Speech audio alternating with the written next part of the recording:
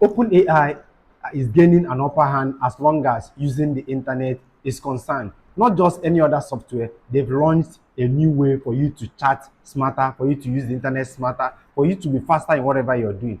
This software will help you to summarize a blog, a news, or anything you're doing. They will help you to summarize it as much as possible, as fast as possible, help you to take action in whatever you intend to do, help solve the world smarter, helping assist you when you need it the most. This very software is called ChatGPT Atlas. With ChatGPT Atlas, you can always solve the web smarter, you can always solve the web easier and in a much faster way and get the result and answers you're looking for. Whether you're a student, whether you're a professional, whether you're a researcher, whether you're a freelancer, ChatGPT Atlas is the new way to go.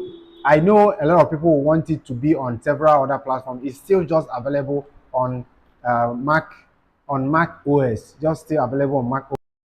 If you're using Mac OS, go ahead and check for yourself.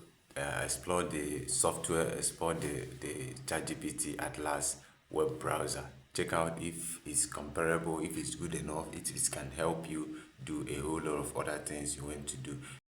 I believe with this innovation, other web browsers will sit up from Bing to Google Chrome. All of them will just sit up and start integrating this AI feature into their own systems. And while ChatGPT Atlas expands to other operating systems for us to be able to use it on Mac OS and still use it on other operating systems. Try and take advantage of it, try and check it out and see how it will serve you and get you to be in control and make as much money and teach people if you have an opportunity of teaching other people just like I'm doing this teaching right now.